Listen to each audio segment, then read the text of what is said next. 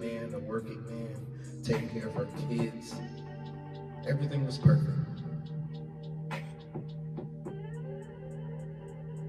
Then one day, Eric became sick.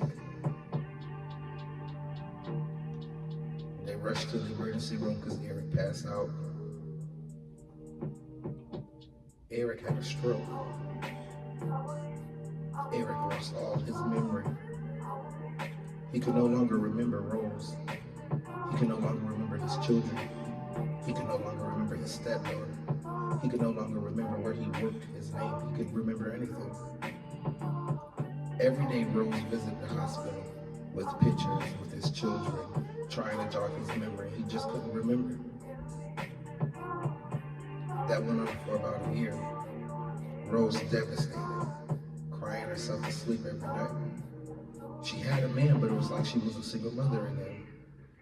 Alone, sleepless, restless. A Monday afternoon, Rose got off of work. She was going up to the hospital to visit Eric. She walked into his room to find that there was nobody there, that the hospital bed was made up, the room had been cleaned.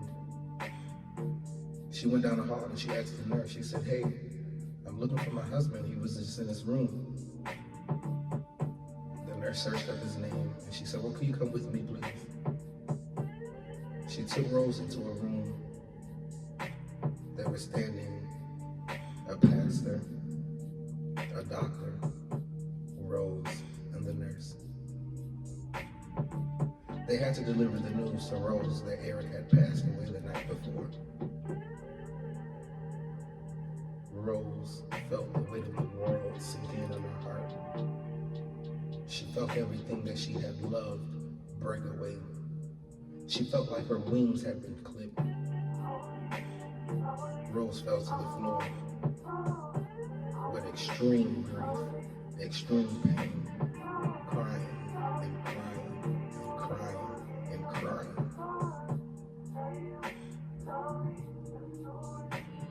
Eventually, she called Rocky, screaming to the top of her lungs, not knowing what to do, frantic, lost, confused. Rocky caught a flight to Arkansas, and he helped out he could, and he just held Rose, and she cried, and she cried, day after day, night after night, month after month. Rose cried. Rocky provided for Rose's children. Rocky paid her bills so that way she wouldn't lose her home.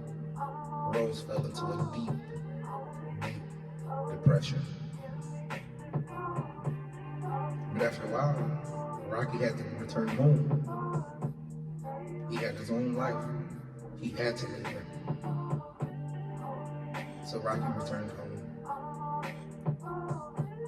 Rose began to try to work, but she lost her personality. She lost all laughter. She lost all her hope and ambition.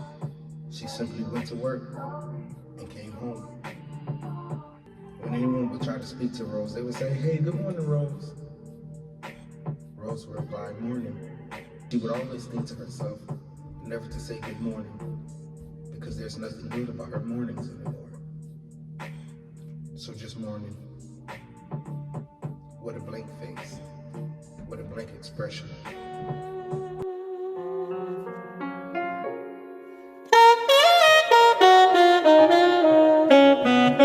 Rose had nothing.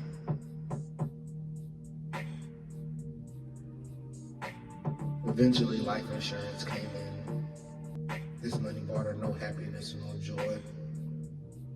Eventually, Rose decided, maybe I should leave Arkansas. Maybe I need a new start. Rose thought, where in the world should I go? Rose packed her children up, gave her mom a hug, and she left. Rose moved. Alone she was,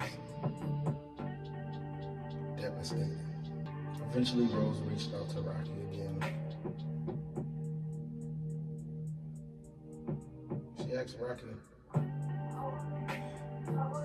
to come move to Cincinnati with her.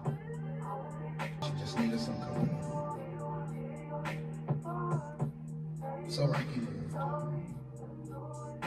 Rocky was in and out of relationships. And he moved to Cincinnati, Ohio, to be with his best friend, Rose.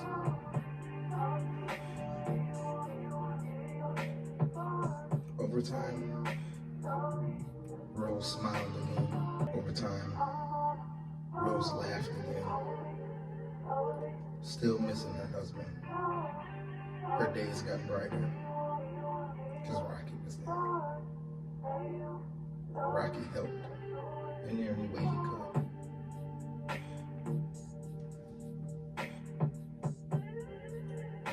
Rose met a friend at work named Janelle. Janelle and Rose became kind of close. Janelle began to say, "Rose, let me show you around. Let me show you my city." Rose decided I could use a night out, but she invited Rocky. Rocky and Rose in the same home, getting dressed. Rose had on the most beautiful dress you could find. Her hair was long down her back. The most beautiful necklace. But she called for Rocky. Rocky came into the room to help Rose put her necklace on. Standing in front of him was the most beautiful woman he had ever seen.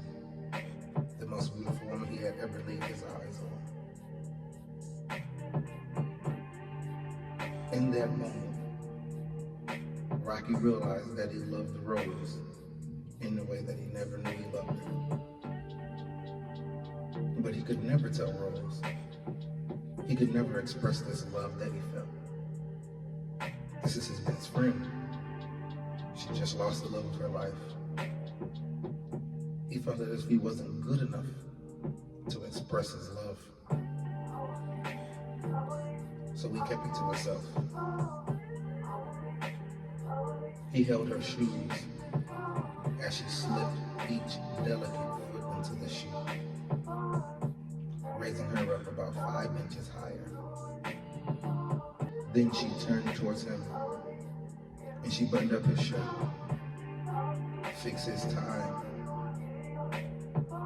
Together, they looked amazing.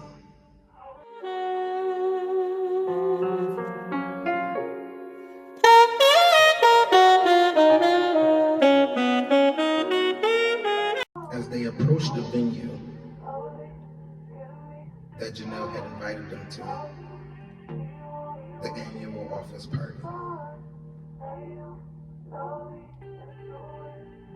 they walked in together, all eyes on them, looking magnificent. Rose with the most beautiful smile, the most elegant dress. Everyone wanted to know, who are they? Rose approached Janelle as she was standing at a table with about 5 friends, introducing Rose, and Rose introducing Rocky. The friends were immediately intrigued by Rose. They had never seen anything so beautiful. They asked Rose, "How long have you and Rocky been together?" Rose replied, "Oh, this is just